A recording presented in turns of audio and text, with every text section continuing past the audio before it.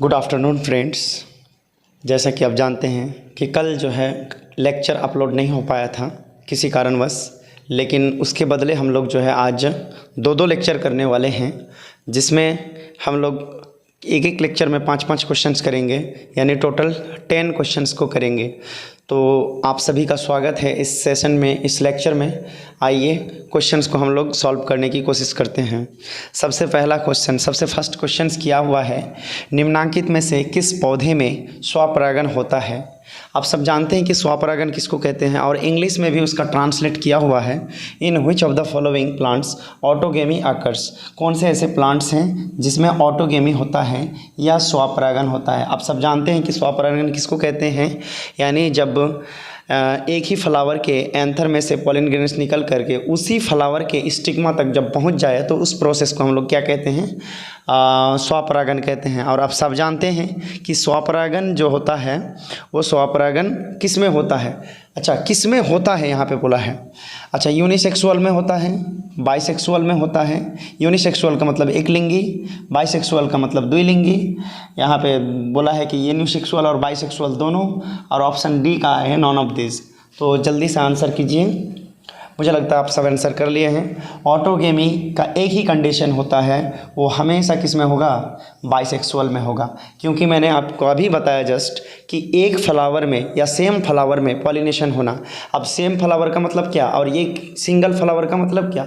Single flower का मतलब ये होता है कि बाइसेक्सुअल फ्लावर, यानी उस फ्लावर में एंथर और इस क्या बोलते हैं, कार्पल, या इस जिसको आप क्या बोलते हैं, यानी स्त्री जो जनन अंग होते हैं उसी में होता है, कार्पल या फिर पिस्टिल उसको जिसको बोलते हैं आप। ठीक है, तो कहने का मतलब सिंगल फ्लावर्स में पॉलिनेशन होना क्या कहलाता है, ऑटोगेमी कहलाता है। ऑटोगेमी हमेशा कौन सा फ्लावर में होगा, सिंगल फ्लावर में होगा, और सिंगल फ्लावर में ही क्या होगा, मेल और फीमेल दोनों पार्ट होगा, तभी पॉलिनेशंस पॉसिबल होगा। तो कहने का मतलब है ऑटोगेमी किस में हो सकता है, बाइसेक्सुअल में। आप जितने भी बाइसेक्सुअल फ्लावर्स पढ़ते हैं उनमें ऑटोगेमी होता है।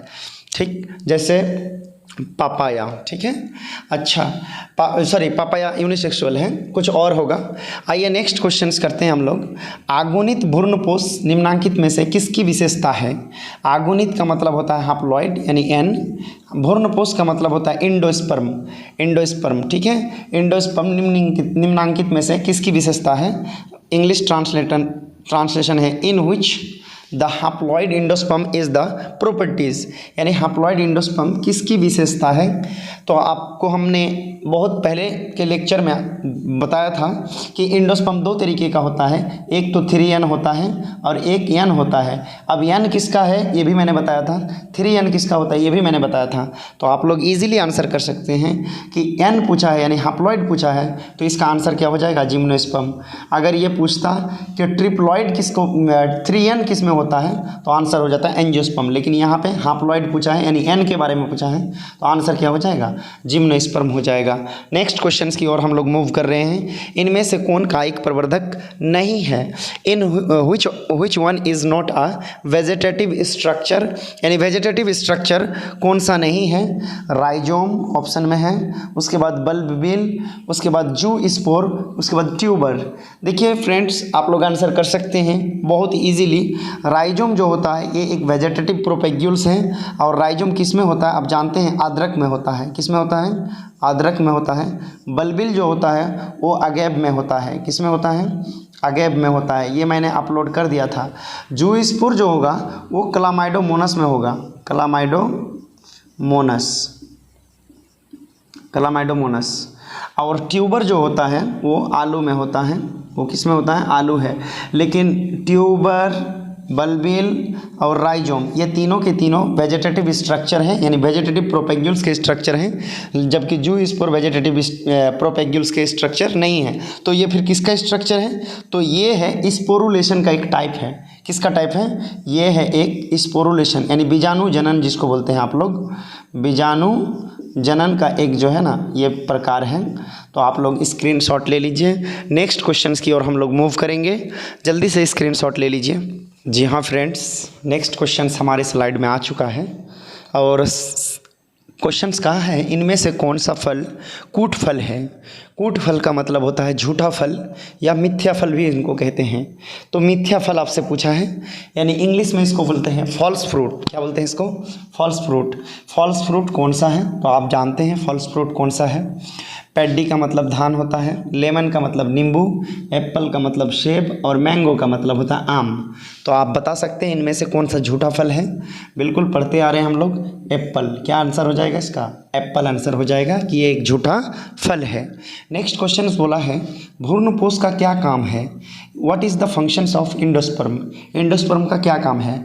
ऑप्शन है भ्रूण बनाना, भ्रूण को पोषण देना, लिंग का निर्धारण करना, ऑल ऑफ दिस। भ्रूण बनाना यानी एम्ब्रायो फॉर्मेशन, भ्रूण को पोषण देना to give nutrition to embryo, लिंग का निर्धारण करना टू डिटर्मिनेशन ऑफ सेक्स। तो आंसर कीजिए जल्दी से। जी हाँ, इसका सही आंसर है भ्रूण को पोषण देना। चूँकि आप इसको अगर तोड़ दीजिएगा इस वर्ड को, भ्रूणपोष यानी भ्रूण को क्या करना? पोषण देना, भ्रूण को पालना पोषना। और जो पालता पोसता है इसका मतलब क्या है? वो खाना पीना ज़रूर उसको प्रोवाइड करता है। तो आज का सेशंस इम्पॉर्टेंट था, जिनमें हम लोग 5 महत्वपूर्ण क्वेश्चंस किए। और फ्रेंड्स अच्छा लगे तो do like, do share and do subscribe. मेरी तबीयत थोड़ी सी नासाज है, इसीलिए मैं ज़्यादा ये नहीं कर रहा हूँ, फिर भी आप लोगों के लिए वीडियो अपलोड कर रहा हूँ। तो डू शेयर्स कीजिए और उन बच्चों को भी इन्फॉर्म कर दीजिए जो बच्चे इस बार एग्ज़ामिनेशन अटेंड करने वाले हैं या इस एग्ज़ामिनेशन के लिए तैयारी कर रहे हैं, बिहार बोर्ड के 12th बोर्ड। और बहुत जल्द होने वाला है आप लोग का, 3-4 महीना रह गया है। इसमें आप लोग ऑब्जेक्टिव को पकड़ बना लीजिए, ऑब्जेक्टिव को सही से पकड़ लीजिए फ्रेंड्स। तो तब तक के लिए जय हिंद, जय भारत। करते रहिए तैयारी मस्त।